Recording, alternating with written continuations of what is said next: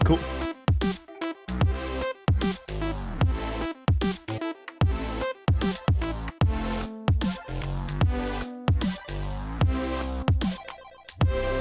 Hello, welcome to Directly to You. It's our podcast. It's the 218th episode of our podcast. Who are even are we, dude? I'm AJ. I'm of Redirect. I'm joined by Parker. He's also of Redirect. We make YouTube videos and stuff. You might have saw a lot of shorts. You should engage with those. Comment, leave a like.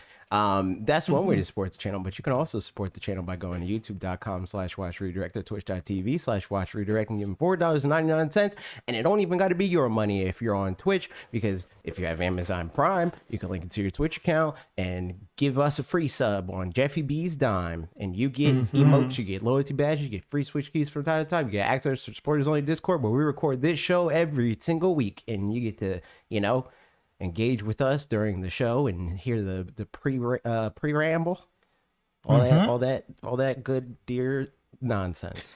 Also, check out our Patreon. We have other things that you can get for monies. And we're going to add other short related things to that when we figure out how people want that to work. Because I do think that shorts are going to be a bigger part of our content schedule than I thought. So it'll be like the content in between the big main event content. So there's always going to be something on the feed. Yeah, big idea too. Is that schedule for main content is about the same as it is now. Same schedule for the main content. It's just more stuff that you can engage with from us at no additional cost to you. But yeah, that's the general game plan with that.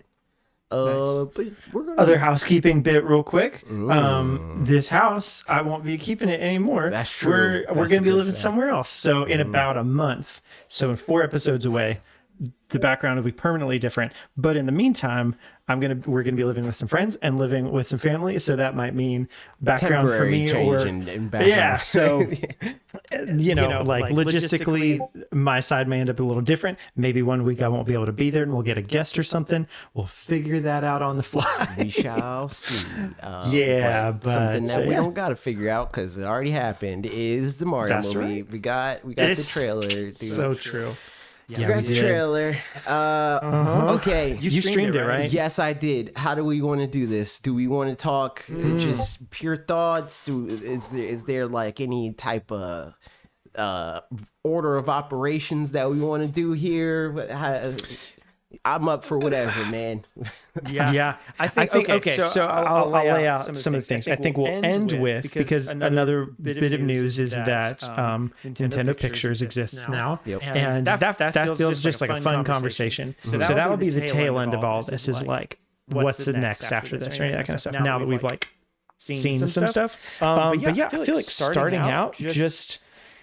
How does it compare to what we thought going in for that kind of thing? And I guess just go from there. Okay. Well, people heard my thoughts a little bit, at least the people that were in the stream. So let's start with what you think. What do you think? I think, okay, big picture, I think it looks amazing. Like just visually so good. And like a lot of flair and style and like stuff that we've seen teases of and cutscenes here and there, and just from Mario Odyssey, I guess, or whatever else, or but just never anything to this degree, of course. Like the stuff with Bowser and the Penguins, I thought was just fun and funny. So I have pretty high hopes that it's going to be a relatively funny movie. Like we saw like half of Minions Rise of Gru for some reason, and it was pretty funny. It had some goofs in there, and so at least on that front, I feel like that'll be a good time. But like just the nods that they're doing to like characters and stuff like that so far seems pretty good. So that's one thing. And I don't know how in depth we want to get into all this stuff. So I'll just give you big impressions. Looks great, and I'm excited for it. And there's some asterisks there a little bit, but not bad asterisks. Some asterisks. Just really, I mean, mostly just one. Yeah. So, yeah. So going into this, I've been saying that like bare minimum of like acceptable to the point where like I wouldn't be mad about the creation of this movie as if it is as good as the Sonic movie, the first one at least. Yep. That is the lowest bar. Like that's not ideal. That's just it's fine. You know, like I wouldn't be necessarily happy about it, but I'm not mad at it either. Highest bar is that it is as good or better than Detective Pikachu.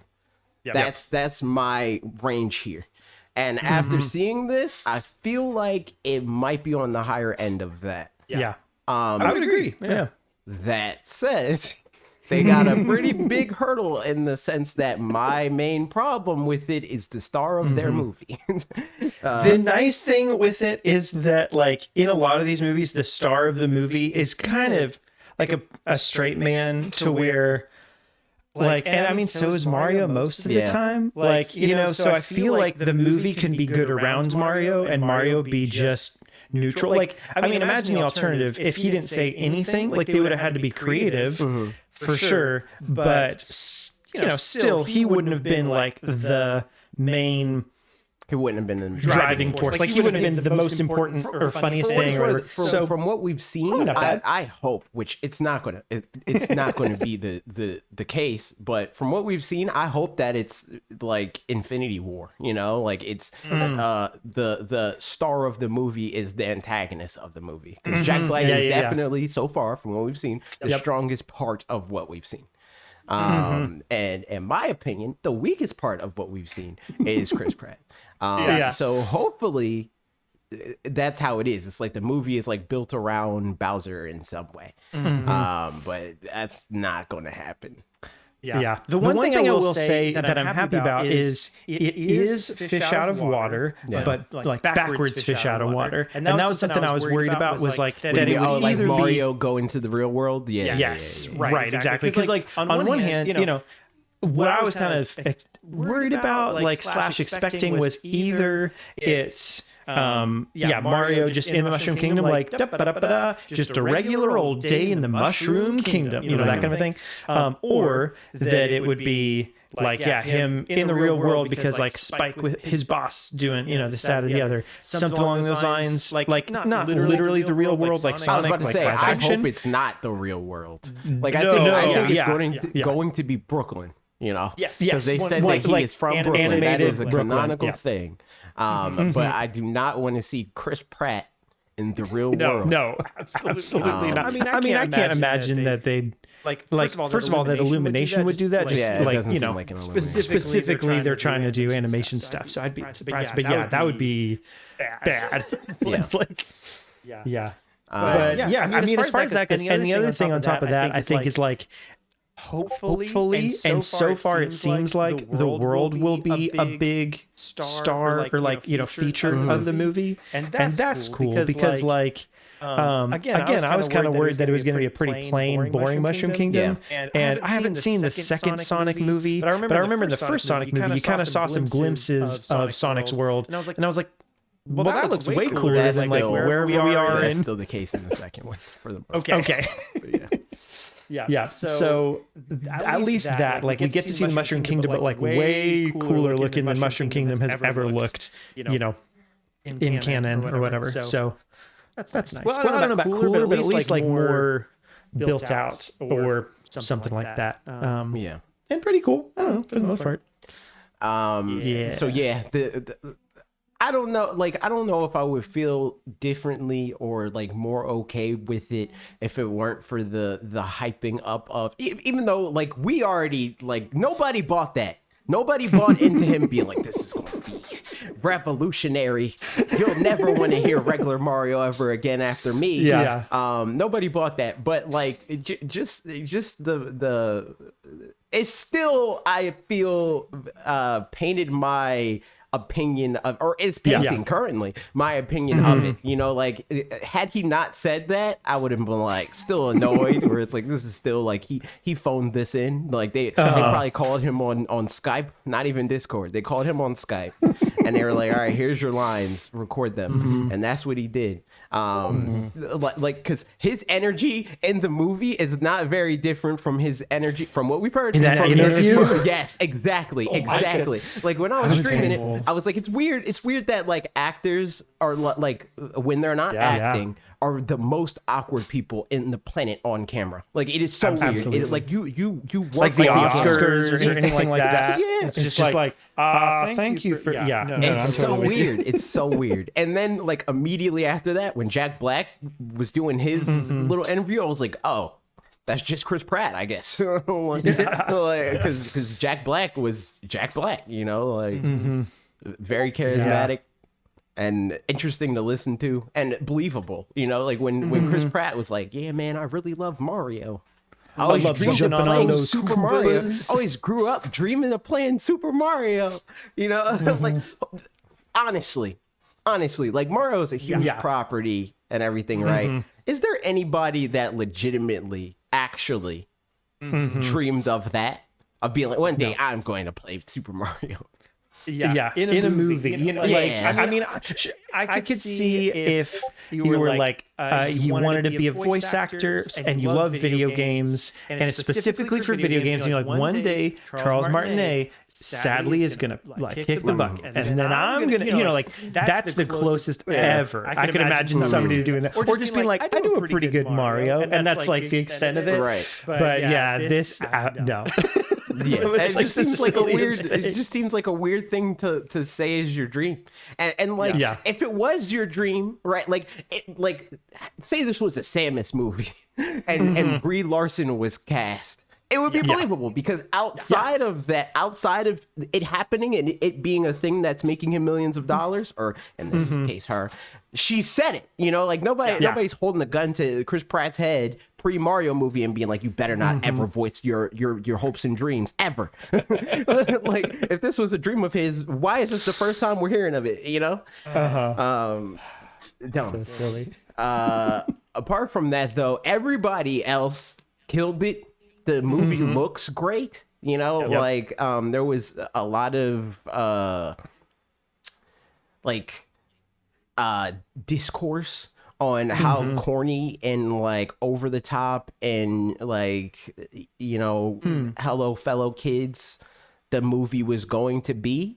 And I feel like everybody in joking of that, like, and they're joking for the like movie's initial preview poster were infinitely more cringe than the movie itself. Like I feel like at this point the same people that are like this movie's going to be cringe are going to be cringe if there's not like butt jokes, if there's not a joke about like hello Mario, work on your glutes. Yeah, got him, you know, like that type of crap. But I feel like from what we've seen, again, because it's just a trailer, the humor feels well placed. You know, none of it seems wink, wink, nudge, nudge, laugh track. You know, like I wonder too how that worked out with like, was Miyamoto involved at all in, you know, probably not any kind of the dialogue. I mean, obviously not in English or whatever specific. I don't know, but like. At that point, does he just trust like, write some funny stuff, and he's just in charge of the overall direction and the visual style and like those kinds of things? I'd be really curious. I was thinking about this earlier, actually. I really, really hope that there's behind the scenes footage for this, like the making of kind of thing. Yeah, you know, like, there's no way that this wasn't have that. There's no way that this wasn't motion captured. It's 100% definitely motion captured, and I think that was a smart call. Like I think that a lot of people initially, before the actual reveal, I haven't, for what it's worth, like after this I haven't been paying attention to the discourse, other than like people basically echoing the same general opinion of like, this looks great, but Chris Pratt is either aggressively bad or like just there. But outside of that, I haven't seen any like criticisms or anything like that. about the movie. But for me, everything looks good so far. Totally. Than not. I definitely. It is funny. We talked about this a little bit in the pre-show while you were getting water or something. The voices in. Did you see the things where like the voices in the other languages? And hear them at all? So like in French, he sounds pretty much just like Mario, and some of the other voices. I mean, languages they sound like whatever. The thing I was saying before then too is like it is funny because even the good voices like Jack Black. Less so Keegan-Michael Key, just because I don't know, he's really good voices or whatever. But like with Jack Black, he's doing a really good job, but I can still like tell that it's Jack Black, and it pulls me out of it just a little bit. Like he can't really hide that he's Jack Black, but it's funny because like in other languages, you just can't tell. Like even the Marios that don't sound like Mario just sound like probably whatever that voice actor is. Right. See, for me, I don't know it's that like, voice actor. I don't know. Like the fact that I know it's Jack Black feels more like that's why I know it's Jack Black. Like I had to go back and be like, wait, who's playing Toad? Because it just sounded like a Toad. Man. You know? He's doing a great job. I think Keegan-Michael Key is truly and so I don't funny, really know the guy that's playing Kamek, so that was another part of it. I recognize him from... honestly, when I was like, I know who's doing his voice, but I cannot remember who's doing it. It's Kevin Michael Richardson, and he's done a bunch of stuff before. Like, I've kind of known from stuff, but obviously not well enough. So, I don't know. And the other part of it is like, because this is very obviously motion captured. Oh, that's where I was like getting at. The before this was shown, people were like complaining about Mario's face, right? Mario's face looks like this very obviously because this is motion captured. And they're like mapping Chris Pratt's face somewhat onto Mario, and the same thing with Bowser, and it's super obvious with Bowser. Like with Bowser, it's like that's just Jack Black, like that's his smile, like so like I actually like that direction. I think that was super smart of them to do. And also like kind of nice that they were able to do something where like it still looks like Mario, but it looks different from Mario at the same time. And the promise that kind of has for future things where like Mario isn't this stilted like final end product now where he's always going to look the way he looks exactly, but like is able to kind of branch out and become slightly different things still, you know, like because I feel like at this point he kind of gets locked into a very particular box more often than not. So it's nice that we can kind of break out of that a little bit. Yeah, exactly. So that's fun. One thing that you saying motion capture made me think of, so big question of the next bit is like, what would you like to see in this movie or like to happen in this movie or like just kind of hopes for it? The first one that I have, just because you were talking about motion capture, is I hope there's a segment where just for goofs, some other character or characters are like pulling on Mario's face or whatever. Try to something like that, and it's just the Mario 64 thing. That's I would love that. So that's one little hope of mine that I just thought of. I want to. People are saying it, but I want a penguin to die. I want them to yeet the penguin off of something. That's what I want.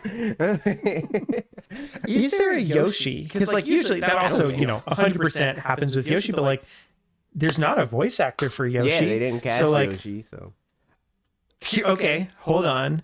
If there's a sequel to this movie, like so many times Yoshi has just appeared in the sequel of things. Yeah. So like Super Mario World and then Galaxy 2. But like Galaxy specifically and then Galaxy 2. Maybe not so many times then. Maybe it's just Galaxy 2. I don't know. But yeah. I'd be curious if Yoshi fills up, but we'll see.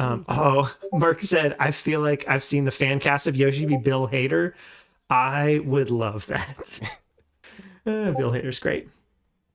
Other things, anything else you're hoping for or wanting to happen in this movie? I went to Penguin thing.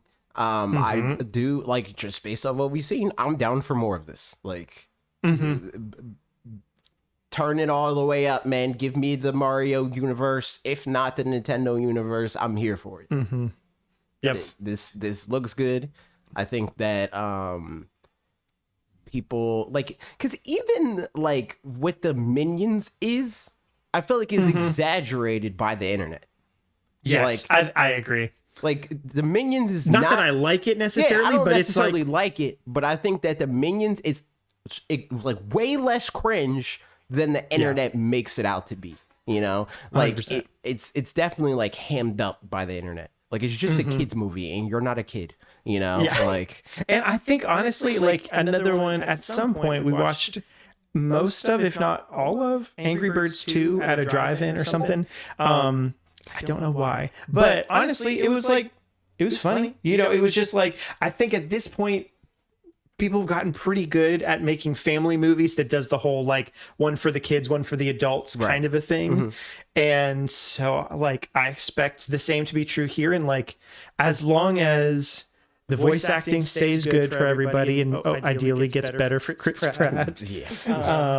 And also that the world is cool and exciting or whatever, and that the story is just even moderately interesting, then I'm all here for it. And then I don't think it will be hard to make the. I was talking to Trev about the, or just chat in general, how I think games like Mario are the perfect games to turn into movies. Because they're blank canvases. Like there's very little like stringent rules on like this character behaves like this, and they would never talk to this character like this. Honestly, like that. Even just the fact that Mario at the beginning of this movie is like, "Whoa, where am I?" That has like the concept is in the games or whatever, but I don't think there's a single game that actually like tackles that subject. You know, which like. Exactly. Like you said, that's like it's rife for whatever interpretation you want to put over it, which is right. Because it would be one thing if, like Sonic, right? Like in the original Sonic games, it would be. It's weird that they're trying to like adapt those, right? In a way. But more so now they're leaning to the adventure games, which I think makes more sense for what they're making. But it doesn't make sense to be like fish out of water. But Mario has always kind of been that, you know, like nobody else in Mario's world looks like Mario. So like clearly he came from somewhere else, you know? And this just answering those questions that were never even attempted to be answered in the games, I think is a good place for them to be, you know, rather than them being like, this is Super Mario Brothers, the movie, the game, the movie, you know? It's Super Mario Galaxy, you know, like this is hopefully just going to be its own original thing so that it doesn't end up being the situation with Sonic. And I like, I know the movie's old and people, I mean, it's not old, but you know, like it's older than people. I feel comfortable discussing spoilers because like this second movie's out, but like anybody can see anything at any point in time in the year of our Lord 2022. So I don't really want to go into why I don't like, or not necessarily don't like, but why I'm not like a big fan of the Sonic movie. But it just feels like Sonic has way more established rules, and Hollywood wants to put their own stamp on things, and that undoes established rules. Mario doesn't really have that, you know, like the whole thing with like the superstar, right, where it seems like it's this thing that, from what Bowser said, that he's like been trying to get for forever, right? Nobody says anything about superstars. They're just a thing, you know, like, so like, that's definitely like a MacGuffin that can be had, you know, because it's like, it's broken, you know, it makes you invincible and stuff. So like, that makes sense. I'm with that. But like Sonic, where it's like the Chaos Emeralds, they do X, Y, and Z, and blah, you know, like that's a whole thing where the game itself establishes like, this is the ultimate MacGuffin, you know. It's good that Mario has leg room in that way. Yeah, totally. Mark said, I need to check, but I think that might be the original story of Mario, i.e. that he's not originally from the Mushroom Kingdom. Yeah, for sure. Yeah, totally is. They straight up said it's just never like... It's just not wink wink nudge nudge in the video game. Like you're only going to see that in video game manuals and or like the Mario show or something, like Super Mario Bros. Show or something like that. Okay, so and along those lines too, here's another hope that I have kind of along, because you were talking about, you know, that nobody else looks like Mario in the Mushroom Kingdom. but Luigi does. So obviously he's going to just be coming with Mario, probably a little bit later down the road, and then like gets lost, and then they meet back up and something like that. That's my guess. But Peach does. Just and realized my guess, that I didn't mute Discord, so there's doubled audio. I'm sorry for YouTube. And also, I mean, also the podcast version, I guess. I'm sorry. Yeah, true. But I fixed it. Nice. What a time. And for the timestamp, it's like 24 minutes. Okay, cool. I'll put it somewhere in there. 24 minutes. Hey, everybody, here's my voice just one time. So there you go. Okay, so a hope is, or slash prediction maybe, is like Peach's castle is already there, just hanging out, you know, top of Mushroom Kingdom. And go.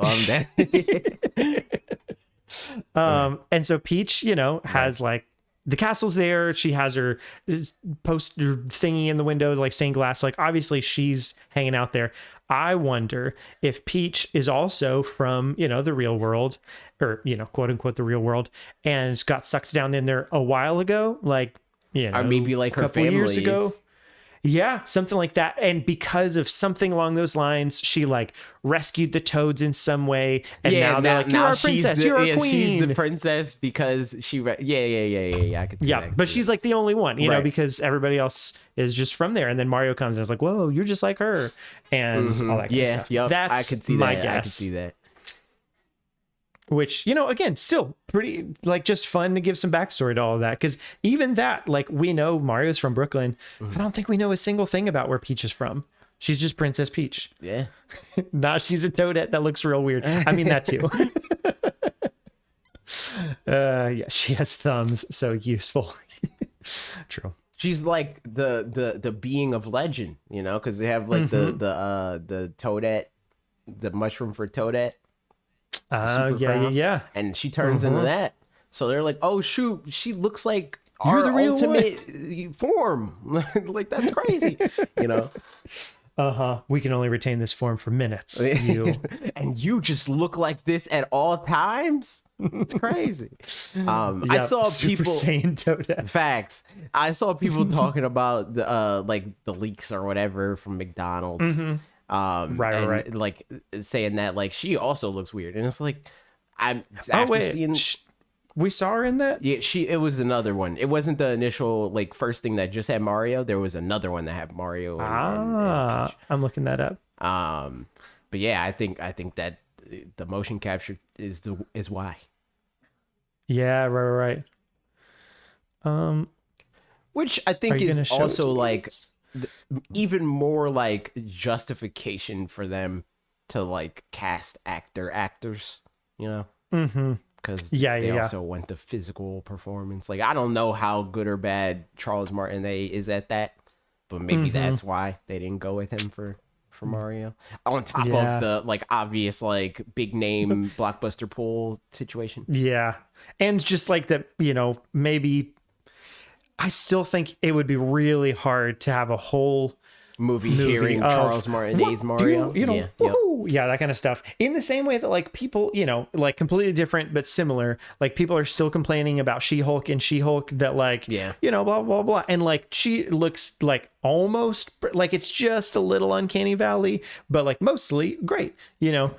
So if that's hard, then like hearing woohoo for a whole movie would be, I don't know. Yeah, I don't think that would go particularly well. So yeah, I think, you know, something along these lines is a good direction. It's just the Chris Pratt is just doing a weird job. You know, like, because everybody else is like, I'm in a Mario movie. I'm going to act like I'm in a Mario movie. And Chris Pratt's like, yo, guys, Star-Lord here from the hit movie, you know? Like, or insert whatever other Chris Pratt thing that Chris Pratt is in. And he's literally the same dude. So it's like, eh. Yeah.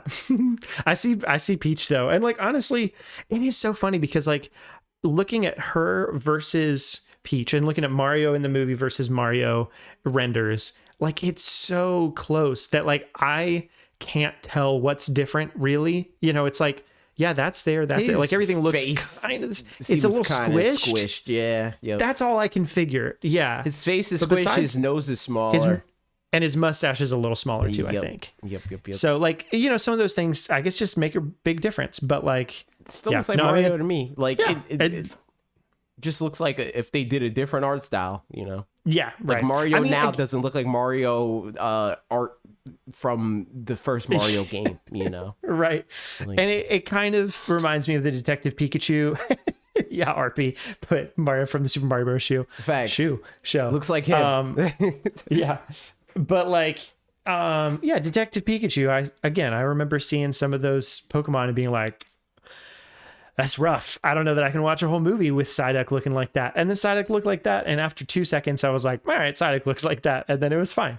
So, you know, same kind of thing goes here where I think we'll get used to the voice. It just won't be good necessarily. I think 3D models, everything else like nice. In general, like they're designed to look good in motion. So when they're not in motion, they don't look good. Like that's what people try to do with Pokemon, where it's like, I miss when Pokemon was 2D sprites.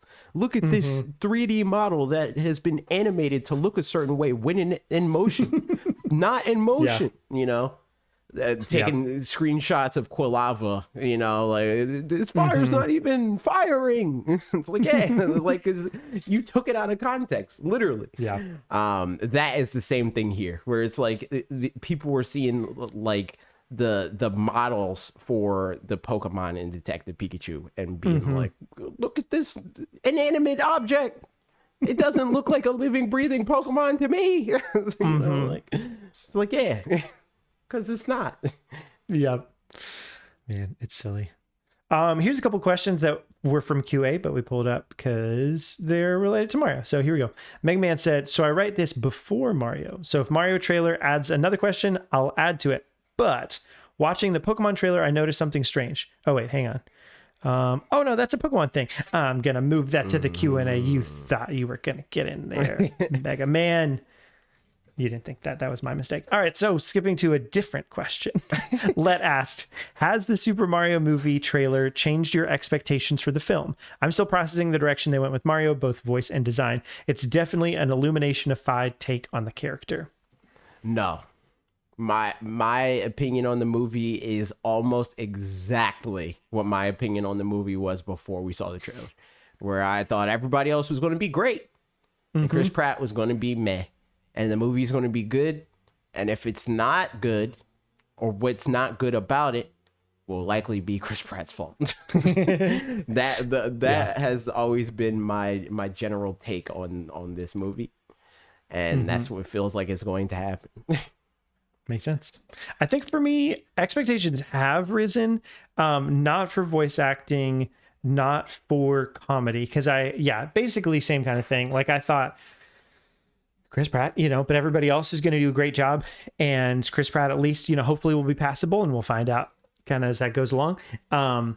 And so like that pretty much checks that box. And I was like, again, you know, if Angry Birds 2 can be a funny movie, and if all these other movies can be like, you know, pretty funny, I think it's going to be funny. So I'm not too worried about that either. Really, the only thing that changed my expectations was just the visuals and like how cool the world looks and how what's the word I'm looking for? Like the breadth of the world, but also just the visual style and stuff of the world. Like starting out with Bowser's airship was really cool. And I mean, it wasn't quite Bowser's airship. It was like a lava airship. I don't know, whatever it was. Just like my expectations in my mind were kind of like tempered by video game cutscene stuff as opposed to like real looking lava or whatever, you know? So like, yeah, that stuff is good. So expectations are raised up a little bit. Good question. And then this one brings us into our next topic as well, which is, I mean, same topic, but broader. Poofy Rain asked, well, the trailer looked nice. If this succeeds, what other Nintendo IP would you like to see on the big screen? Which is related to our... Yes. So Nintendo started Nintendo Pictures, you know, to be able to make this movie and stuff. And with that, now there's Nintendo Pictures, like, which means, you know, I don't know, they're probably going to want to do more than able to make this movie. I think they made this. I said, I don't think they started to make this movie.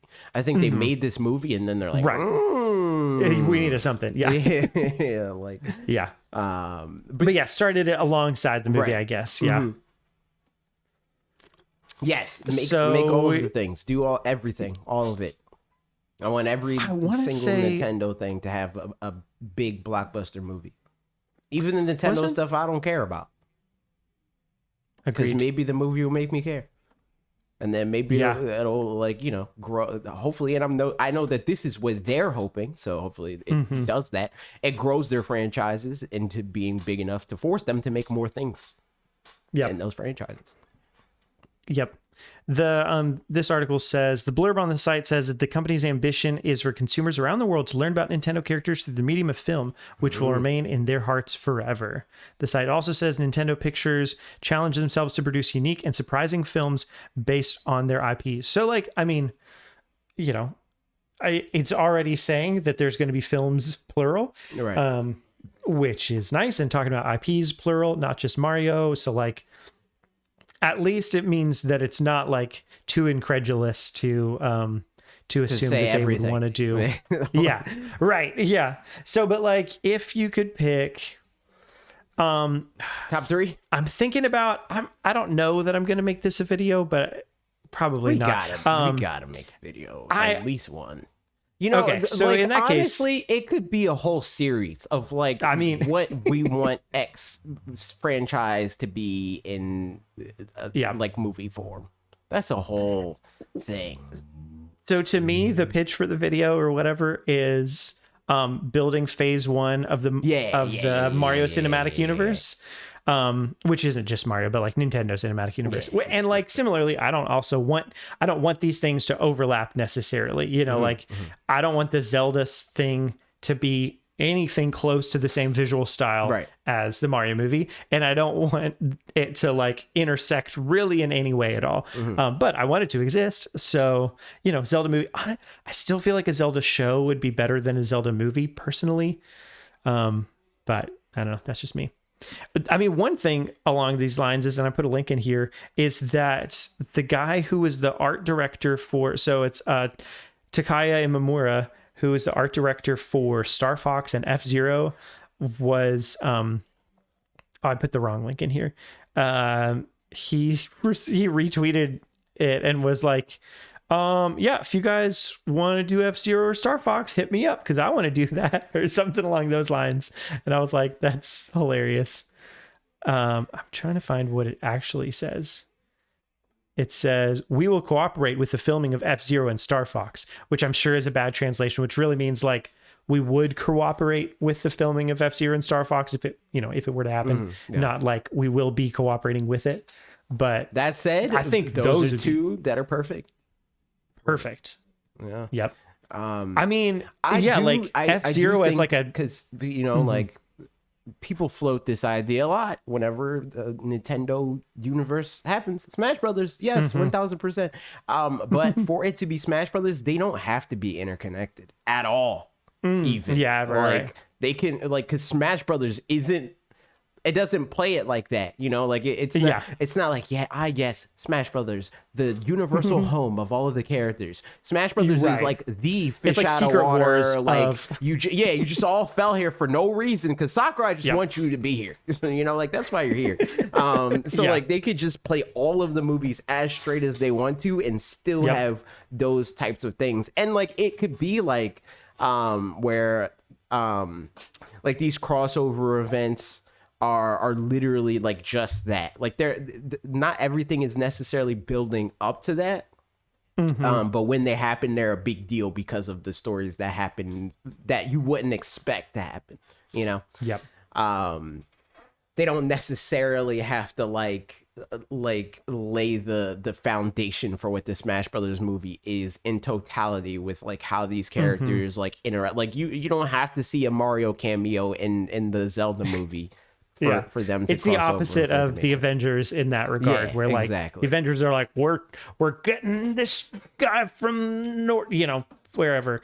That's a great impression of the Marvel Cinematic Universe. You'll probably see like callbacks to their individual things, you know, like when it makes sense. Like Mario and Luigi gonna have a shared moment, you know, like maybe Luigi gets freaking turned into a bad guy, because like if anybody's getting turned into a bad guy, it's Luigi. And Mario being like, yo, Paul, we've been through, man. We freaking got sucked into the Mushroom Kingdom, and this is what you were doing to me. like I could see stuff like that happen, and it's still like, you know, not have to they don't have to do a whole bunch of MCU stuff where the MCU movies are usually like, all right, let's set up these puzzle pieces for the final movie in this saga to make sense. Yeah. The thing that is interesting with this specifically is that they're do they talk about TV shows, or do they just say film? And when they say film, does that only mean movies, or is it like a broad definition of film? I mean, this is just Google Translate of the website, so it's different, but it says, and to create unique videos that will remain in their memories forever, blah, blah, blah. So like, I don't know, maybe it is broad like that. But one thing that I hope with it is that in doing all that stuff, that they're not tied to Illumination specifically for everything, and not tied to movies for everything. Because like, I don't think again, some of these things, because if that's not, I mean, I would be surprised if that were the case. Like, I wouldn't be surprised if the things that show up at Universal Studios, those things are tied to Illumination. You know, like there's a specific tie in there. Like I could see that. So that means that like, Yoshi, you know, something or other in that regard. And what else is even at Universal Studios?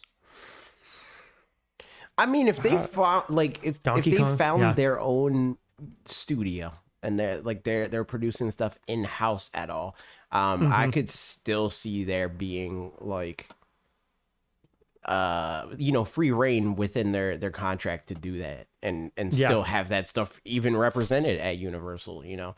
Like Universal doesn't necessarily have to own all of the things that they and even produce all of the things that they have represented at their parks or whatever, right? Like they had Marvel rides at Universal Studios that they didn't own the film rights to, you know. Yeah.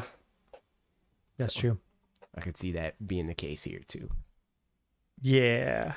Right now there's 105 employees at this company, and I wonder right now what it says: video production using Nintendo IP, like business description, video production using Nintendo IP and provision of motion capture recording service, which that makes sense. Yeah, confirmed.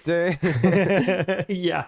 So I'm curious on that front to what degree Nintendo Pictures will be like a film studio versus like a partner studio that, you know, oversees and assists with things that are made by other studios. I think it's going to be that looks Marvel. Like. I think that's exactly what's going to happen, where it starts out as like this support team for all the things, and like obviously the bridge to the IP, but they'll eventually, you know, grow in talent and expertise and connections and all that stuff, and turn it into the studios, the main studio, you know?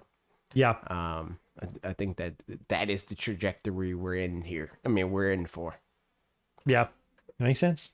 Here's a question. So as we close this topic out a little bit, what do you think? Let's just just guessing box office numbers for Mario movie when it comes out.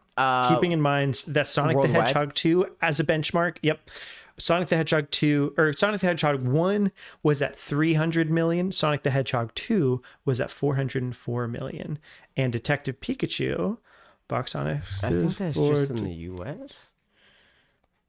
Because the whole thing for Detective Pikachu is 433 million. Yeah. Because I do remember the whole thing where people were like, Detective Pikachu is not as big as the Sonic movie, and it was like, in America specifically, you know, and then worldwide it got destroyed.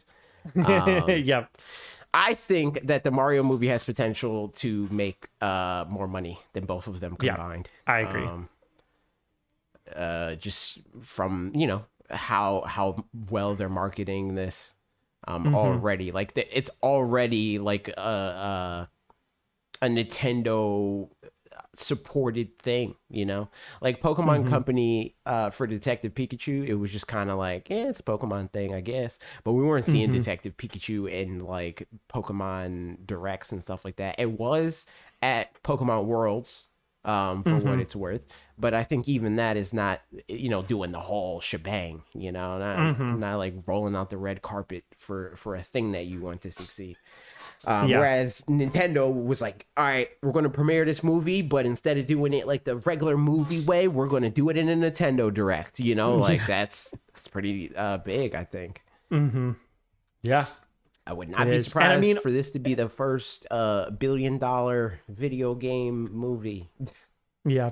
I think my realistic guess is in the like 600 million kind of range, but I would not be surprised if it, you know, well and surpass that at the same time, because I don't really know anything about all this. So like, you know, I don't have a whole lot of benchmarks. I'm not there. even necessarily comparing this to Detective like I feel like obviously correct me if I'm wrong, your benchmark sounds more like, I think it'll be marginally more successful than the other two. I'm not even addressing the other two. I'm just like, I think that with this movie, with the people on this movie, with the studio behind this movie, with this movie looks like, this is the level of like production that this is. Like, I think that this could be in the same like tier as Jack Black's other successful animated franchise, Kung Fu Panda, or the Illumination movies, you know? Like, it's less a thing, at least for the audience that will be paying to buy, like to watch this movie and be largely responsible for the box office. It will be less from the famous Super Mario franchise and more like from the studios that made these other mega franchises that make $1 billion every time they're out in movie theaters, you know? I mean, for example, Minions Rise of Gru was $920 million, and Minions was 1.15 billion. Yeah. How much is the like Kung Fu Panda? Like what are the Kung Fu Panda box office? Because first one was 631 million, which inflation also. Yeah. First one. Second one was 665 million. Third one was 521 million. So all of those many much monies. Right. But yeah, that's what I think. And I think that that's also why Nintendo's doing this. Like it feels like in our circles, people are like, obviously Mario's a big deal. Like Mario makes a lot of money, but Mario largely makes a lot of money because Mario costs a lot of money, you know? Like it doesn't cost $60 to see like to get a movie ticket. It costs $60 to see a movie, but that has nothing to do with with the movie ticket price. But like the amount of people that go to see these movies is a lot bigger than the amount of people that typically go to play a video game, you know? I mean, just based off of the like just the trailer or just the poster on Twitter, if I go to Mario movie Twitter, just their poster, that's the wrong account, unless, is it? Oh, that might be the direction. I was lying. Was 334,000 likes on a picture of the thing, which like, it's you know, crazy.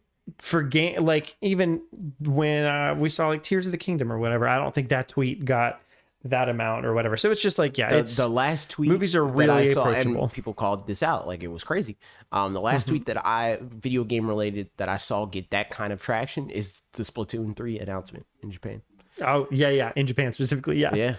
But yeah, I think that like, obviously this is why Nintendo's doing it. Like this isn't them being like, we're going to assert our dominance and entertainment. It's we're going to expand our properties, you know?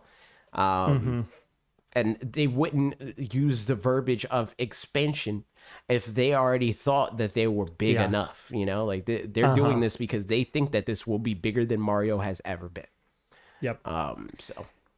No, man, I'm looking forward to the day that here's the question is like, if there's a franchise that feels like perfect for a film and they know that, but it doesn't feel like a shoe-in kind of franchise or whatever, is this something where they would take a risk on it?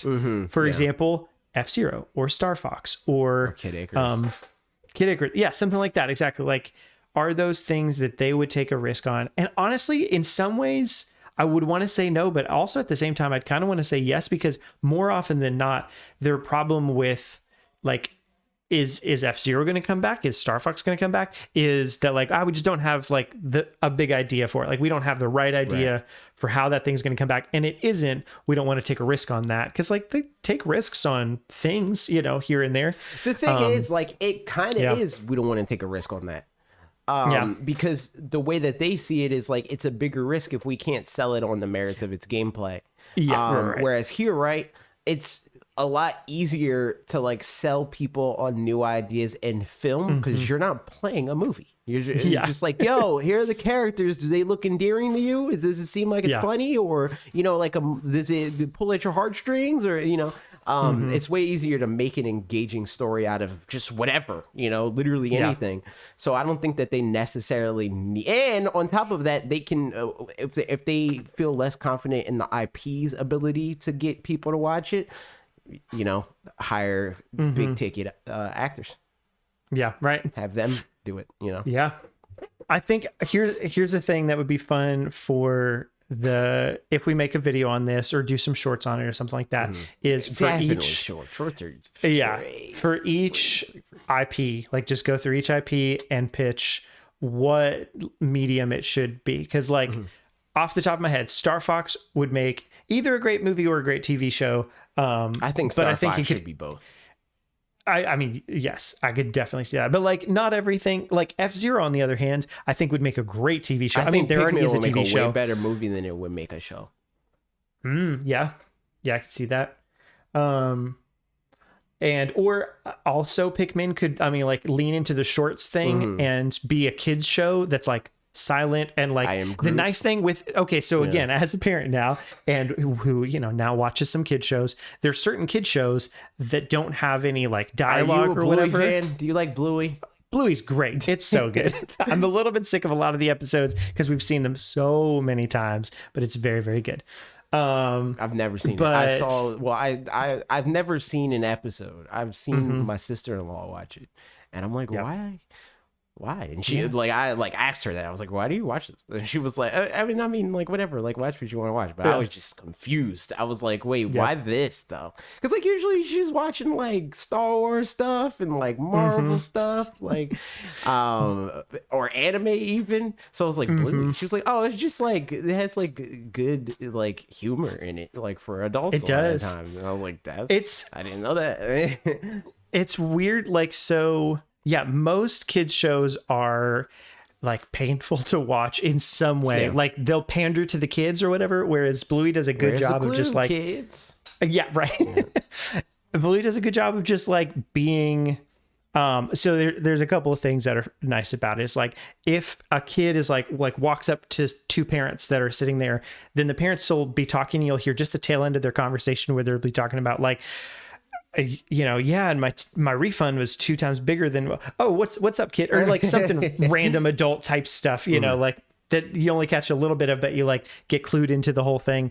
And the other thing with it is like most of the episodes are just like some kind of make-believe game kind of a thing that you could also play with your kids pretty easily, which is nice because it's not like particularly fanciful. It's just they are just doing some kind of activity basically, you know, which is feels kind of dumb to say, but like in the context of the show is it's just nice because like not taking itself too seriously, but like it just does a good job of like feeling real and being authentic and like having good parenting, and like the parents aren't stupid like they are in a lot of shows, you know, so that's kind of nice. But yeah, so all that said, there are kids shows where there's no dialogue really. There's maybe some narration, which can be really easily replaced if there's just like one narrator and then everything that's happening is just you're watching things. So you can take something like Pikmin or whatever, maybe have a narrator or have no dialogue at all like the shorts were. And then that's something that you can put in so many markets without having to spend the money doing translation and hiring new actors. What's the other word? Localization. That's the one. Yeah, that stuff. So Pikmin could be fun either of those ways. and there's a lot more ideas, and we will talk about them. We'll figure out a way to talk about them. Literally everything. Fun. When I say everything, there's not a single Nintendo property that they couldn't do. Yeah. Literally all of them.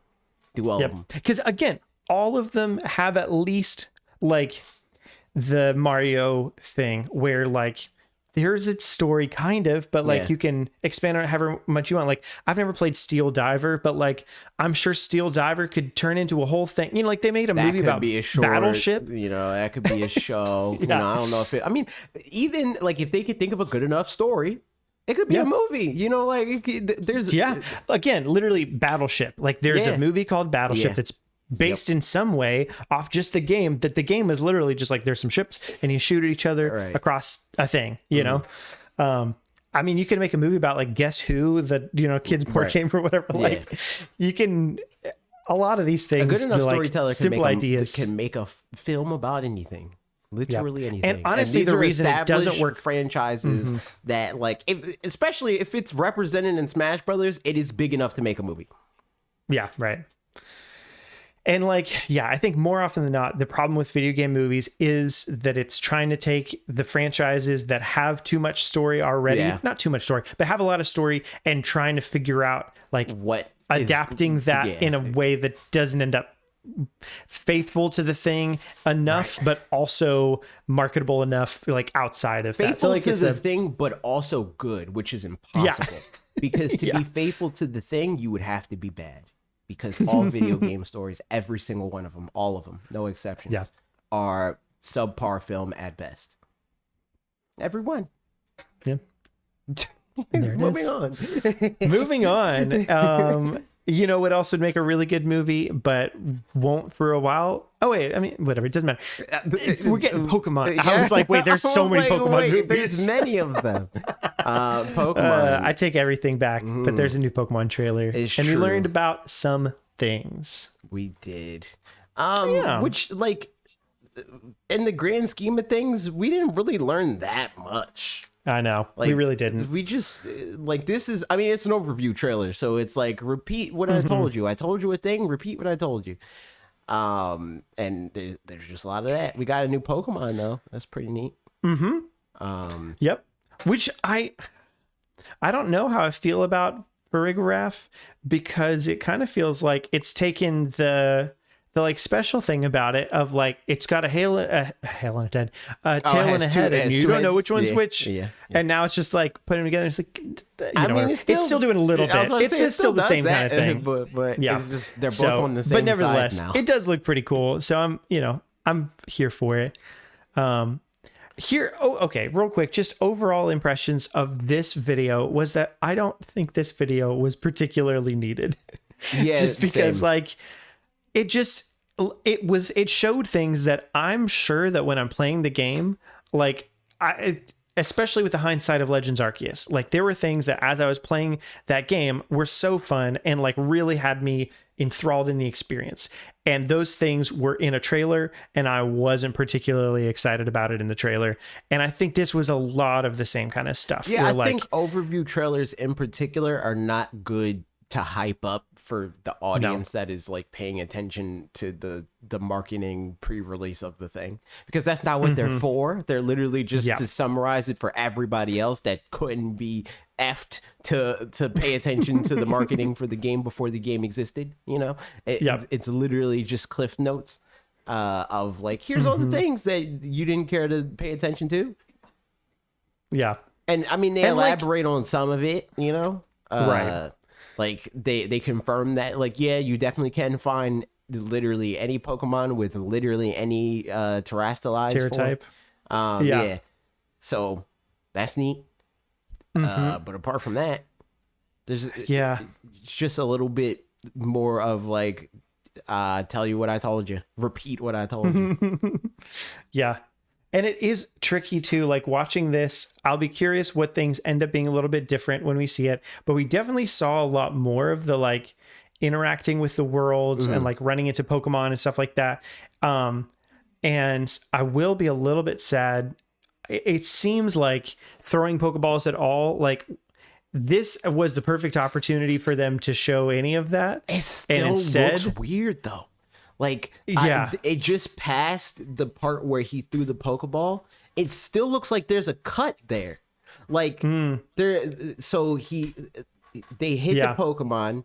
There's definitely a cut in between when the Jigglypuff gets to the health level of, like, where they're like, all right, I'm throwing a Pokeball. And then they press the button to throw the Pokeball. And then they cut again. And then it goes to him throwing the Pokeball. Yep. Yeah, it's weird.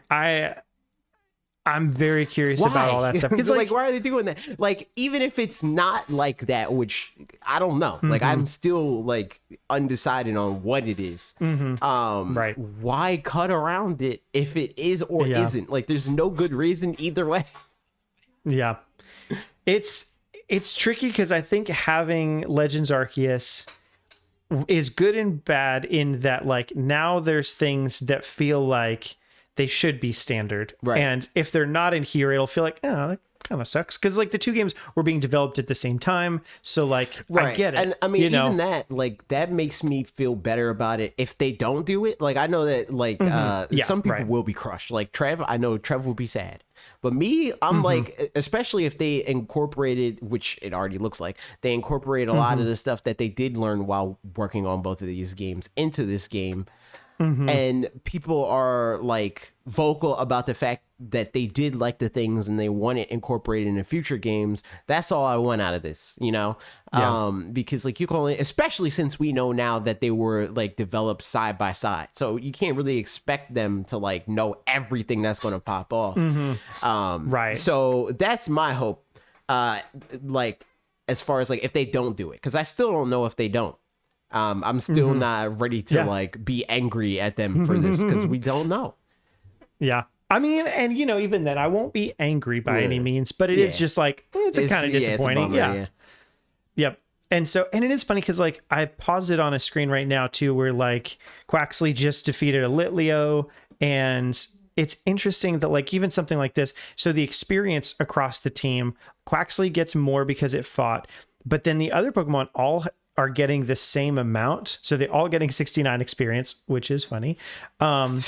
But they're all different levels, which like that just compared to the level scaling for Legends Arceus, where like the amount that you got was dependent on your level as well. Right. You know, where like a level 17 like and a level 20 that are right here side by side. Or whatever, right? Yeah. Yeah, like something where like, yeah, so here a level 17 Palmy and a level 20 Wiglet. The level 17 Palmy should have gotten a little bit more than the Wiglet because, you know, whatever. It's like, so it's interesting that that's not happening here. And like, that's not a big thing that matters really at all. But like just those kinds of inconsistencies across the games, you know, where they're obviously trying to find like what like settle into things. And I'm sure some of these things will kind of settle into one particular way of doing it down the road, probably. But yeah, it's a weird position to be in where, you know, you get these games basically at the same time.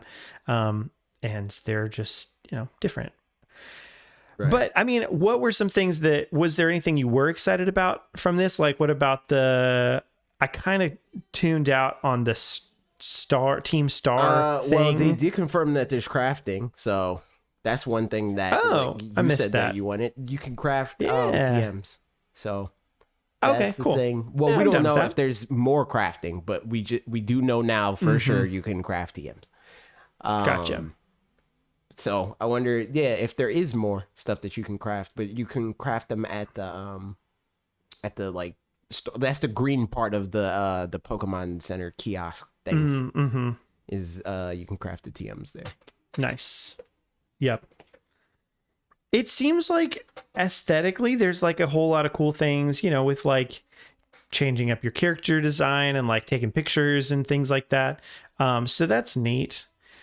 But yeah, I don't know. I'm just excited to get my hands on it. And I think for me, really the thing that's going to be telling is just like, is the world fun to... It's the same thing it's been the whole time. Is the world fun to run around and interact with? And if it is, everything else will kind of fall by the wayside, not matter. Like, I'll just have a good time doing the things. So yeah, I don't know.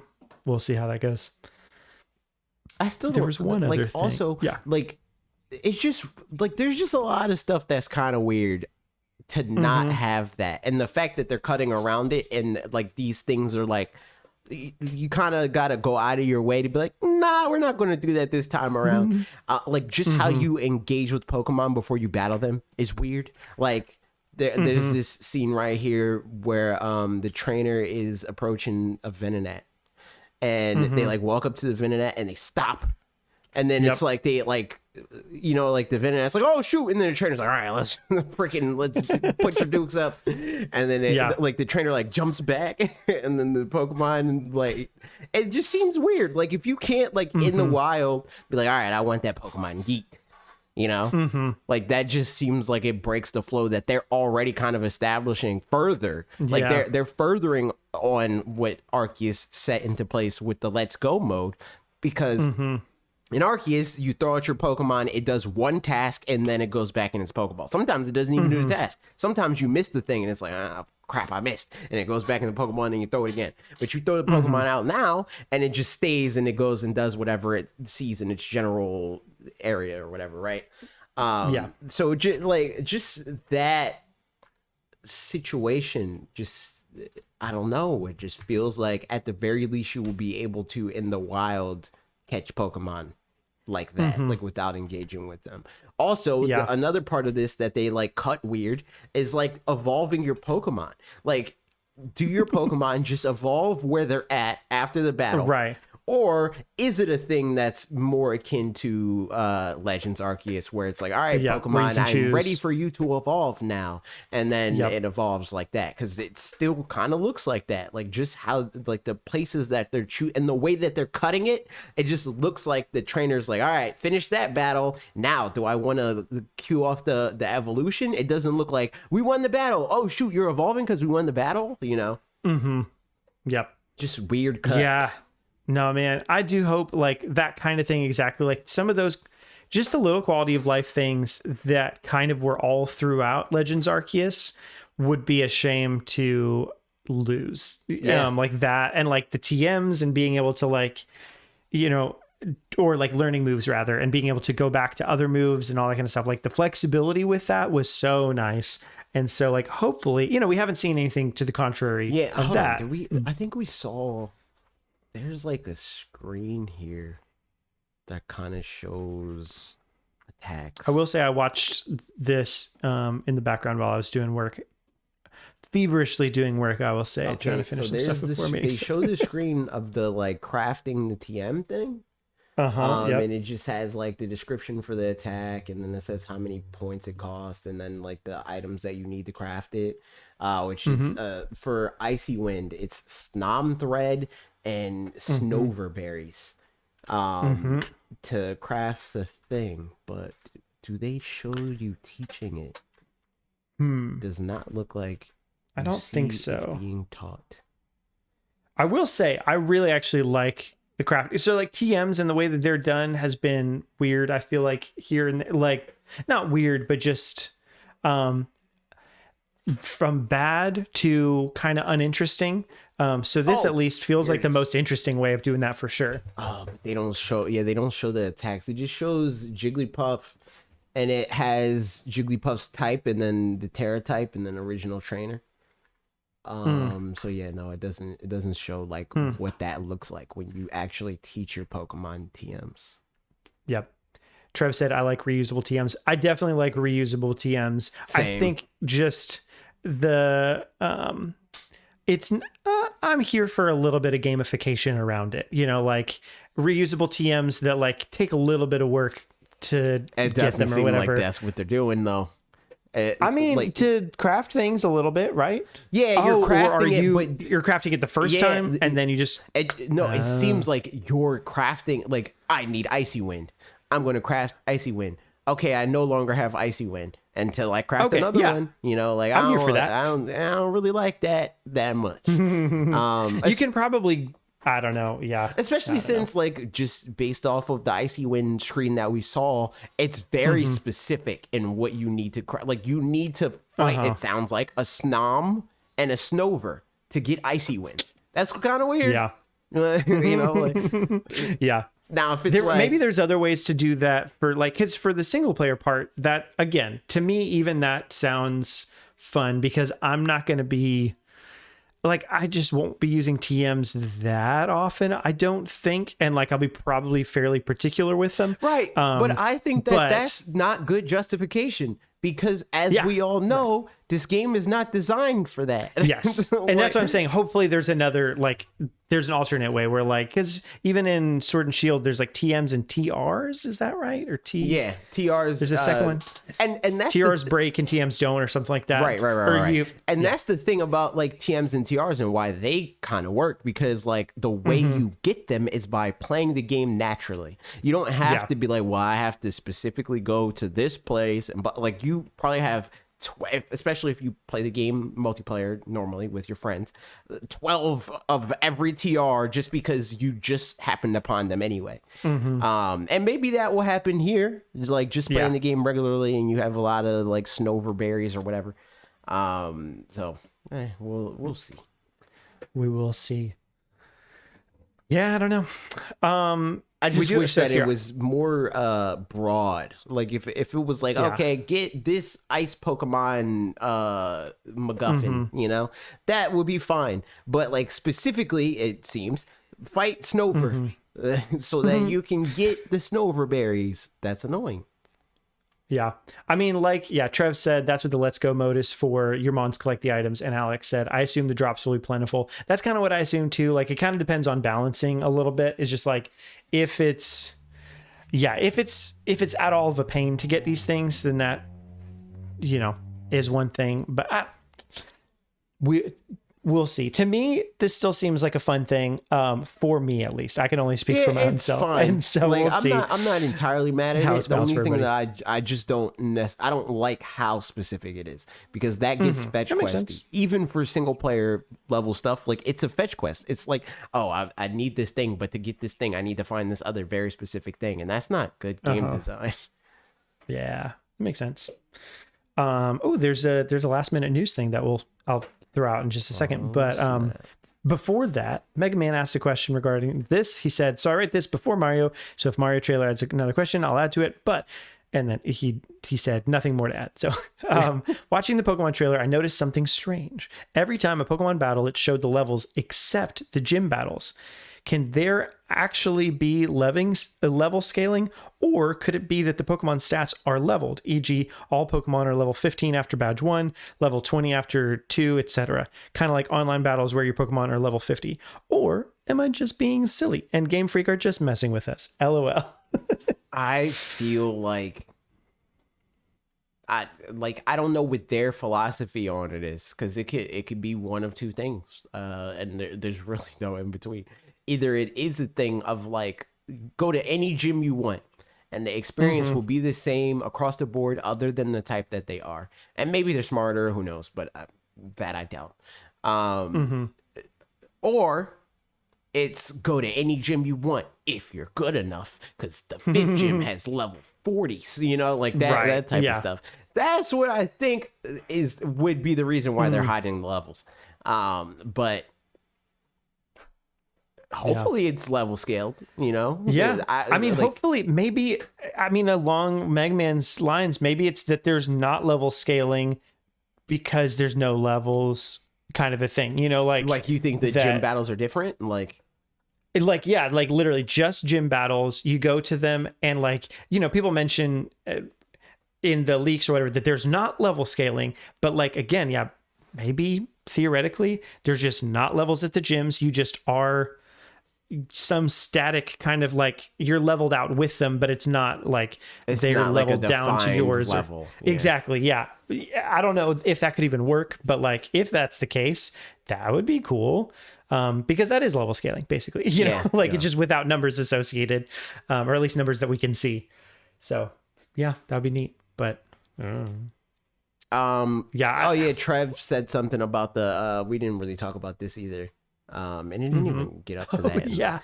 And the camp thing. Like we knew that there was going to be something like this. There's stuff like this in every single Pokemon game, and I'm here for it. I actually like that stuff. I never really got into it in Sword and Shield, but I'd like to try. I didn't do the curry stuff or whatever really at all, so I don't know. I like it. But yeah, especially if it's something that you can do with your friends. Like it's just another mini game to play with people. And I'm down for that. But that's something else that I noticed in this. They didn't really focus on like that side of the game almost at all. Like there's stuff like this here they showed, but they didn't really show if you can do it with your friends, which I would assume you can. Yeah. You know, there's 4 chairs at the table. They have been doubling down so much on like the fact that you can do everything with your friends, and also you can do curry with your friends. Speaking of that, related, I want to see the curse sandwiches that people are going to make with their friends. That's going to be hilarious. Yeah, I know. Alec is going to be a sandwich sweat, and his sandwiches are going to be better than everybody else's. Alec did say the website says you can with friends, so nice. Yeah, makes sense. Love just that. like you thought. Man, about to be a sandwich sweat with Alec. It's about to go up.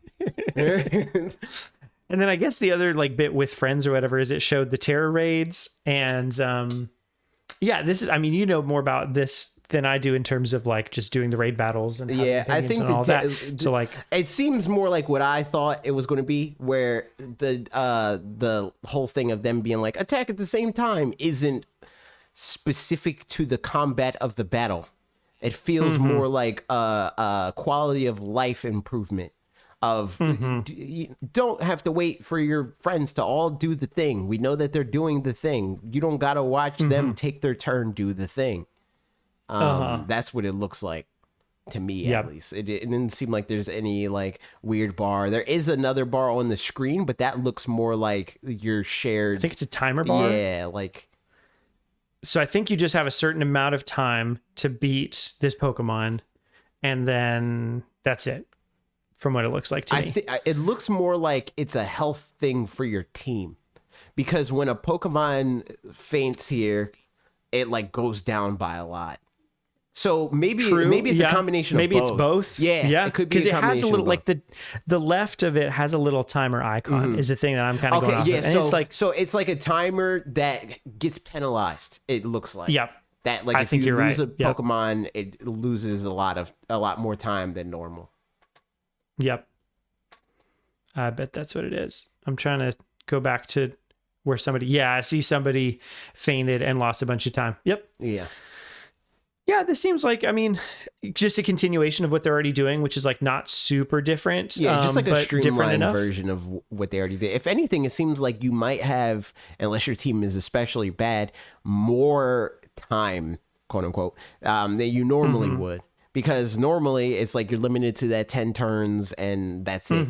But like if you don't die a lot and you just win, you know, it's not really a factor. And even if you do die a lot, if you die a lot in a short amount of time, maybe that will balance out. And like you get more than the 4 deaths or whatever, right?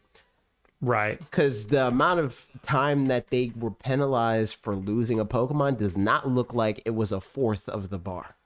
No. Yeah, I would agree.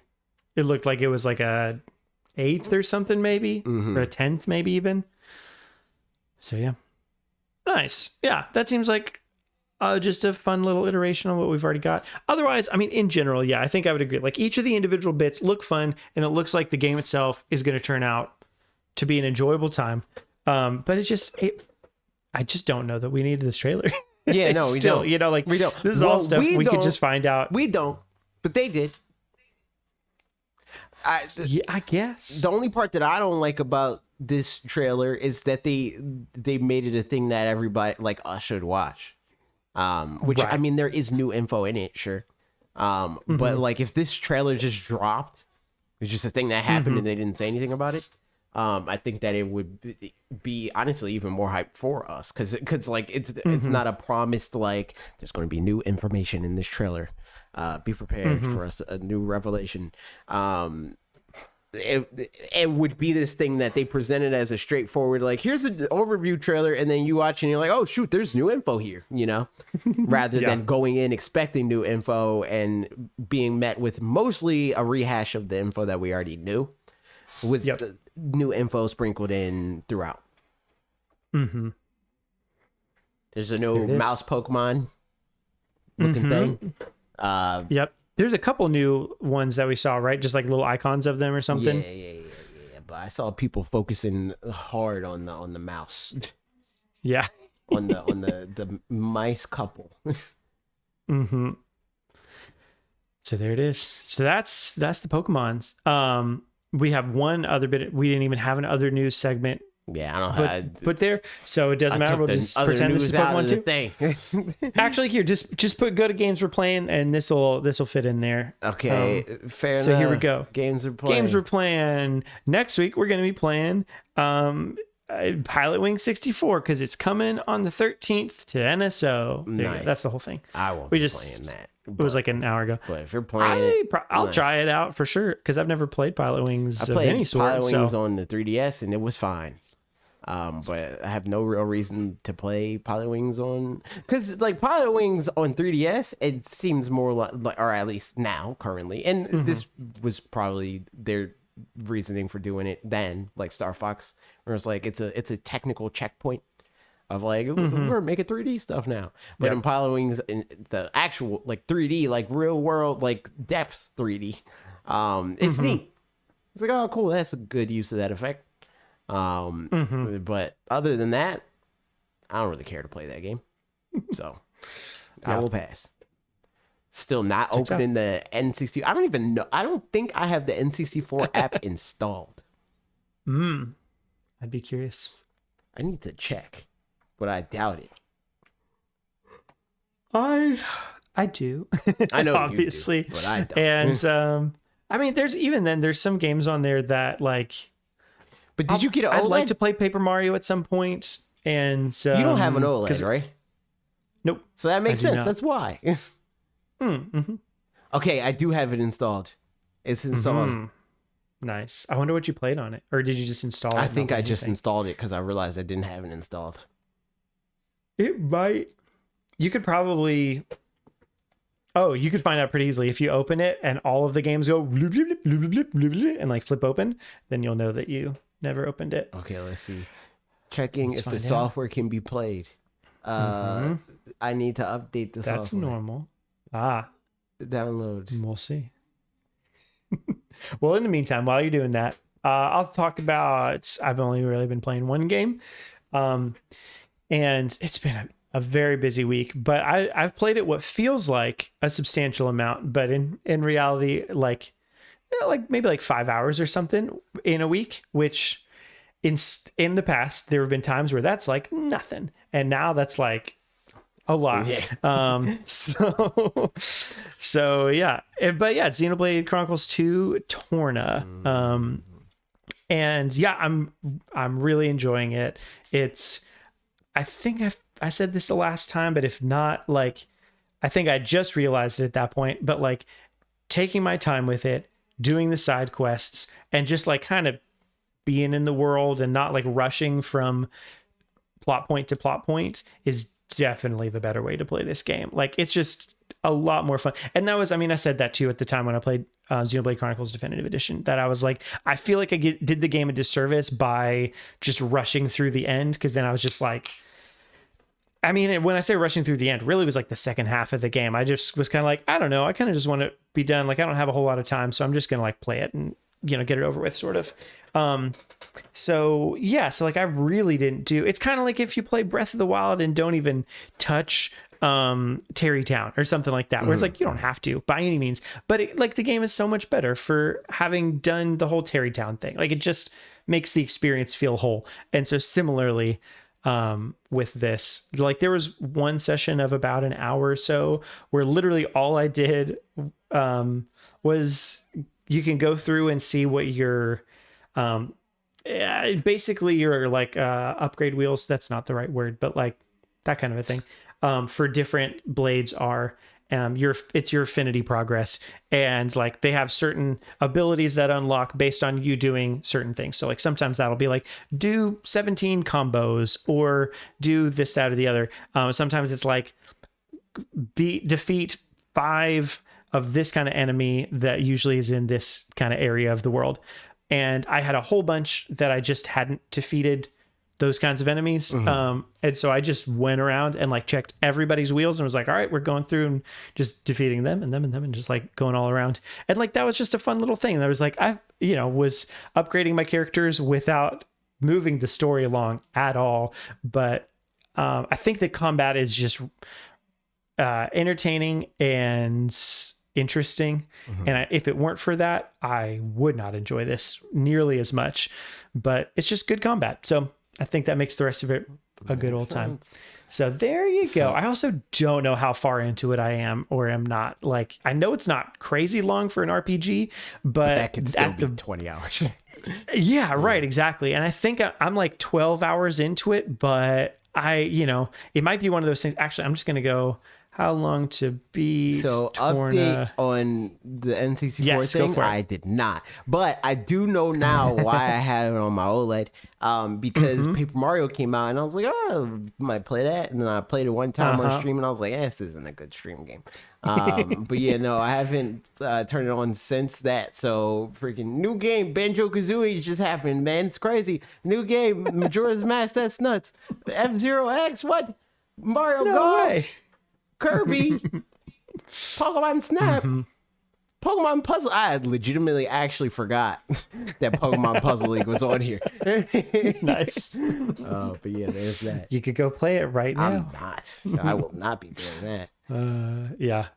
I'm not very good at Pokemon Puzzle. Like, I played it and I beat the easy mode story thing, and then I did okay at normal, but it's tricky, at least to me. I'm not great at it. But yeah. Torna looked up how long to beat, and completionist average is 38 hours, and I'm kind of doing a completionist-y, so I wouldn't be surprised if really it turns out that it's like 30 hours the way that I'm doing it, because I don't know that I completed everything at the beginning, and also there would be like additional things past the end. So like it says main plus extras is 25 hours average, so I bet that's probably what I'm looking at. But we'll see. I'll check what it's at the end. Yeah, makes sense. There it is. That's what I'm playing. What about you? I'm playing Splatoon 3 still. It's a fun game. I like the game. Sometimes, like yesterday on the stream, we played the game and the sweats were out, and we weren't a sweaty enough team. Like if I was playing with like Wes, then Wes and Zay, and that whole squad, it might have been more sweaty. But it's on stream, so it's like an amalgam of like people that are sweaty sometimes, But yeah, we weren't doing great. We won the last game though, so that was cool. Nice. But other than that, I played Breath of the Wild a little bit today. But I didn't really actually play it. I just got footage for a video. Gotcha. So there's that. There's a little tease for the video. Is it about Breath of the Wild? Absolutely not. But we talk about Breath of the Wild a lot here, it turns out. It's a well-made game. Do you know roughly when you think your video is going to be out? I'm just curious. I mean, I'm aiming for it to be on Patreon this weekend. Mostly because like the video, like I'm more than halfway done with the edit. I could finish the edit tomorrow, but I don't wanna, because it's local. But I'm gonna do as much for the edit as I can do tomorrow. But I usually so it'll probably go up for Patreon either Friday or Saturday. And then everybody else Monday, Tuesday, depending on when we can do the rollout on, because I want to make sure we like make a big enough deal of when the video goes up.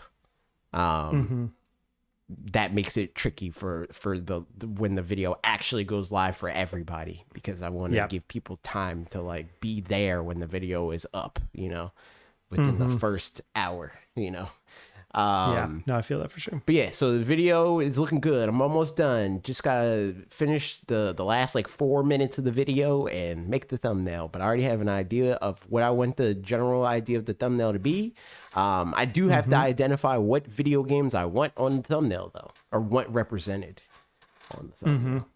But I have like composition and words for the thumbnail already planned out. I figured that out before I wrote the video. But yeah, no, other than that, friggin' Pokemon raid battles, I got shiny. And against my better judgment, I didn't stop. Next time that I get a shiny, I'm done. I'm never playing it again. Hopefully that happens before Scarlet and Violet. We got a little over a month, so I believe in you. I got to get another shiny within the next month, and then the next shiny, I'm out of here. I'm never doing it again. Yeah. And you only find out about the shinies at the end of, like, you do the whole raid adventure, and then at the end you find out which ones are shiny, right? Yes. Or is it like during the okay, gotcha. Cool. It's like when you go through your Pokemon that you caught, and you're like, all right, am I going to keep this one?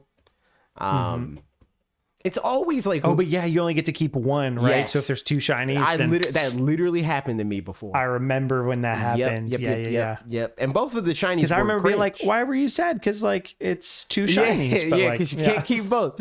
So it's cringe. Imagine, I want to see somebody get all four be shinies. Man. I want that. Yeah. I just want to see the world burn for this game. Because it would be hilarious. Like, all games, really. Like, just a really, like, low odds thing happening is mad funny when it's recorded. Yeah. And you got the replay. I mean, you got the capture button. So it's like, if all four of your Pokemon are shiny, that's hilarious. And I still want, before Sword and Shield, die. Closes up shop. Yeah. I still want there to be like a 0.00000000001 chance that a Pokemon can break out of a Pokeball in the max raid adventure. I think that would be hilarious. Yep. I want somebody to like try to catch freaking Eternatus in the story mode and it break out. That would be hilarious. I'm here for it. But other than that, I'm also playing Super Smash Bros. Ultimate. I feel like I like usually when I make a breakthrough in this game, it's like a moment, you know, like it's like, oh my god, I learned this thing and I am now better. I just feel like I hit another breakthrough for no reason at all. Like it's just like everything has clicked and I'm like going off, dude. Like. Even on because my Elite Smash, they put me in the sweat directory. I only fight people that are cringe. I haven't dropped the Elite Smash game in a while. Like I've been going off, man. My Pokemon trainer is Pokemon training. And outside of Elite Smash on the Antlers ladder, I'm doing really good in that too. And that does feel like that was just a product of me chipping away at like getting better at the tournament format. I think I talked about this a little bit of like understanding like, oh, I need to be Min in this situation. And this stage needs to be, like that. I just like it's clicked. I'm like, all right. And also like the player psychology of like stuff like, the last like best of 5 set that I remember doing on Smash Ladder like yesterday, I started Min because the stage pick was Final Destination. So like usually the thing is on stuff like if I know what character my opponent's gonna pick, that decides my character right then and there. But sometimes I'm like equally comfortable with PT and Min against a character like a Shoto. If I'm fighting like a Ryu or Ken, I'm picking. It doesn't really matter. It doesn't matter. But if they put me on Final Destination with no platforms, I'm Min frame 1. So this guy was Young Link. Granted, I'm not necessarily comfortable fighting Young Link. I'm comfortable fighting Young Link with Pokemon Trainer because Mars plays Young Link, and I just have a lot of experience with that. But it is not a good match. Mars. Yeah.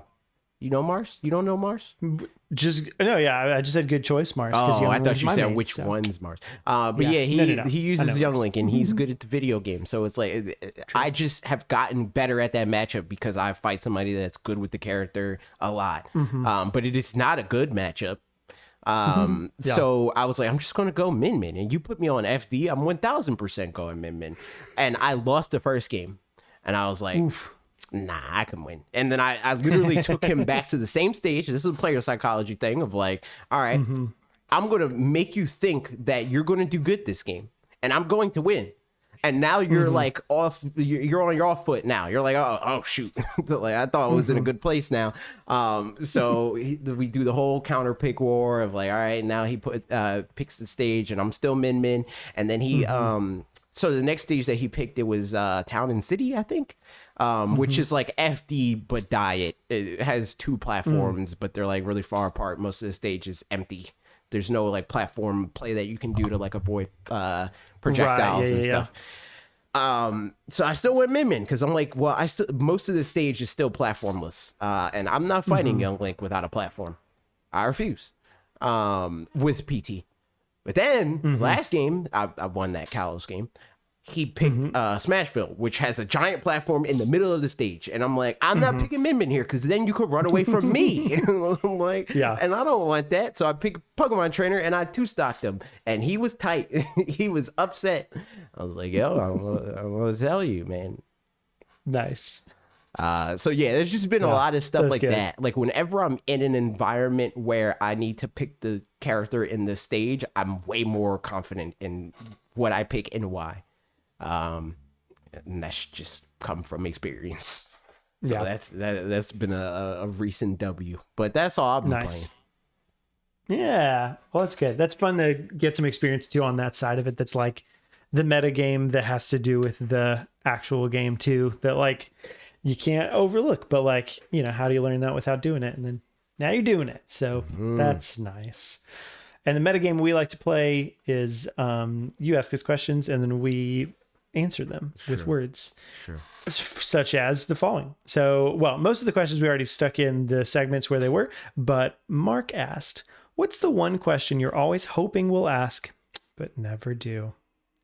I mean, I don't have a specific question, but I just want random questions. Like we used to get them more. But now like our question, like they're so targeted that like the last 2 shows we didn't have a real big Q&A because they're like, well, we're already talking about that, so we'll just put it there. Right, and like obviously that makes sense. Like people want to know our thoughts on the trending topic thing. But I also want a good helping of like, you know, the random stuff, the like apples and oranges, you're like, you know, like that type of stuff. Alec asked, what color do you wish the sky could be? I mean, it's already a pretty good color. It's a top tier. It's got a lot of colors too. Top tier, you know, color, like it's usually, you know. Yeah. Like I don't know that there's a color that I can think of that it's not been at some point. Like besides maybe has the green. Sky, I was about to well, you got the like with the auroras and stuff like that. Oh yeah, it's kind of some green in there. It's kind of, and like, you know, like yellow. If you go to somewhere, I've been to the Middle East once. I went to Qatar, and the sky is just yellow, which is sky dash green before tornadoes. I've never seen that. Interesting. That's crazy. I've never paid attention to that, but like we get tornadoes. Actually, we haven't gotten tornadoes around here in a hot minute. But like when I first moved to Tennessee, Kraft mac and cheese free. SpaghettiOs is a sin. I hate SpaghettiOs. Yes. Okay. I mean, several of you know Mitch, my friend at this point.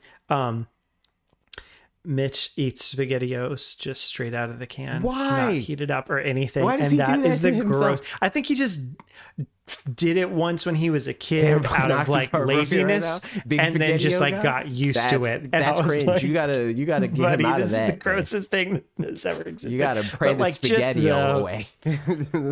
Yeah, no, that's so bad. But yeah, no, 100% Kraft mac and cheese. And like, you know, there's better mac and cheeses for sure, but between those two, Kraft mac and cheese, hands down. Yeah, free. Yeah. But yes, I would agree with you in terms of Mark's question of just like, just the silly ones. They're always fun, you know, because every additional thing that we do, like content wise, that's not videos for me is on some level to engage in a way that our videos do not allow us to do. The podcast is we get to talk in at length about the news and all that stuff. And the Q&A part of that is like we get to talk about stuff that has nothing to do with any of that, you know? So I like it when the Q&A is good at that. Favorite fall themed soup. What is a fall themed soup specifically? Okay, so here's some thoughts. So to me, chili is within a fall theme. It's not fall themed. It's just like it feels fall-ish to me. You know, like it's I feel like if fall feels like soup feels kind of fall-ish. Like fall is, totally. I mean, winter is definitely more like it definitely has more ownership over soup than fall does. But see, like stuff like that, like quotes like that don't happen in a regular ass video. I will not accept gazpacho, by the way. I'm sure that's a given. I don't even know like, what gazpacho isn't. That like cold soup or something? Cold tomato soup that it's got like cucumber in it and stuff. And one time I remember taking a big bite of gazpacho, thinking it was just tomato soup. And like, it's not that it's bad on its own, but when you think something's one thing and it turns out to be something different, there's not a grosser thing that exists on this planet. Like, a time that I thought it was going to be grape juice and it turned out to be wine. I thought it was going to be sugar and it turned out to be salt. Like those kinds of things are like, or even if you think it's going to be water and it turns out to be Sprite, like a drink has never been so spicy 1000%. In your life, which is so silly. Like that's the kids version. Well, of usually like, it's the other way around for me. Like usually if it's like, if it's water and I thought it was Sprite, it's like gross, but I never had the opposite reaction of like, I thought this was water and it's Sprite, you know, like I never been like, ew. Sprite or it's more just shocking. Not like ew, but more like I think one time I had sweet tea when I thought it was going to be water. Like it was in a closed cup or whatever, you know, like also nobody asked the question about that, but who likes sweet tea, you said? No, nobody asked a question about sweet tea specifically, but I don't like it. Like if I'm drinking like anything of that, like if I have sweet tea and I don't got some kind of like lemon or something, I'm not down. I'm not with it.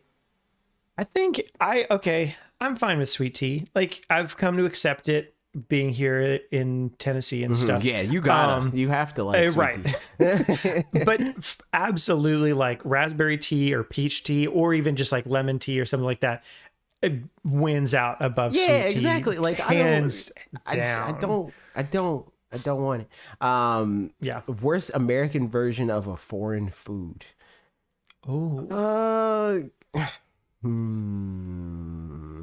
It's hard because like you say worst, and in some ways, actually I have a good answer there, so I'll get to that in a second. It doesn't necessarily like it could be a terrible representation of the thing, but then just kind of take on a life of its own. Yeah. You know, like a Chicago deep dish pizza is like really good, but it's nothing like you know, original traditional margarita pizza or something like that. You know what I mean? Trev said American Chinese food is a bastardization, and I'll say yes. But also, if I go to a Chinese restaurant in America, I'm probably getting General Tso's chicken, and that's the like most American thing there. So it's like I don't know. Well, it's not the most American thing there. The most American thing is like French fries. Like that's the most American thing there that they usually. Which is funny because they're Belgians. So, yeah, exactly. Like, but you know, what I mean, like, yeah, for sure. It's crazy. Which is the thing also, I was gonna like, say. Oh, sorry, go ahead. The whole thing. Yeah, burger and fries for the Chinese spot for sure. Yeah, facts. Exactly. Like pizza, you know, like freaking Jell-O. Like every Chinese buffet ever has Jell-O and like swirl ice cream. True. I don't know why, but they do. But worse though, I don't know. I was gonna say. And this is going to sound sacrilegious in some ways, and it's also just me being pretentious on top of everything. Waffles, like Belgian waffles, as they are in America, are like, they're fine. Like Belgian waffles, they're better than pancakes. They're fun and all that stuff. Yeah. But like, if you, again, this is the pretentious side. I lived in Belgium for 6 years. So you can push them up. If you have like I need a Belgian waffles somewhere. as they actually are, and it's like it's night and day. Not that it's like necessarily, I mean, it is better, but it's just different. Like what we call Belgian waffles here, just like all that stuff. So that said, that's probably my example, but it's not true. Like Belgian waffles here are still good. They're just not what I want them to be. And how we just risked our lives like that. Facts. Also, here's the thing with buffets is like you get way more food for sure, but like none of the food is as good as just one plate of a good thing that you'd get anyway. Like I went to a Mexican buffet and like I could have just gotten a chimichanga and had a grand old time. Instead, I got like 12 different things that were fine. And I felt really full and knew I was like, was this worth it? And it was like, you know, time and a half the price. Yep. So like, I don't know. That said, I don't know, probably Mexican food, honestly. Like I don't like probably. I know people are like Taco Bell. Taco Bell. I don't like Taco Bell. Like I'm not going to Taco Bell. I like Taco Bell because I want to go to Taco Bell. Like Taco Bell is like, we're here, I'm starving. If I don't eat food now, I will die. I'll go to Taco Bell. But like I don't want to go to Taco Bell ever.